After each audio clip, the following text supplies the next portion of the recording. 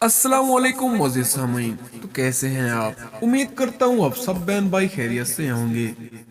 बालों का गिरना, खुश्की, सिकरी से निजात, खूबसूरत बालों का आसान घरेलू टोटका आज की इस वीडियो में बताया जाएगा, जिसको आप इस्तेमाल करके इंशाल्लाह बहुत ही ज्यादा फायदा हासिल कर सकेंगे। बालों के मसाइल से बेशतर अफराद दो चार नजर आते हैं। बालों का गिरना, खुश्की और सिकरी बालों की नशोनुमा का ना होना और रूखे और बेजान बाल बहुत से अफराद के लिए परेशानी का सबब बनते हैं। अगर बालों की नशोनुमा के हवाले से बात की जाए तो आम तौर पर बारीक और कमजोर बालों की नशोनुमा की रफ्तार बहुत कम होती है। सर की जिल्द खुश्क होने के सबब भी बालों की नशोनुमा में कमी वाक़या होती है। एक अहम बात जिसे हम एक सर नजर अंदाज कर देते हैं, सर की जानिब दौरान खून का मुनासिब और मतवाजन होना।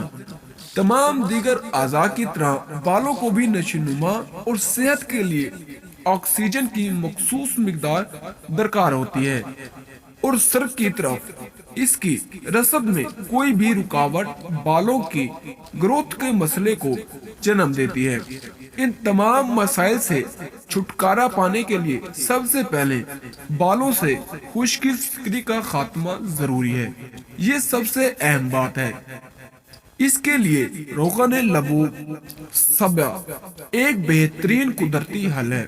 मतवातर 10 रोज तक इसका सर में मसाज जिल्द को मुनासिब मिकदार में नमी फराम करके खुश्की को खत्म करता है।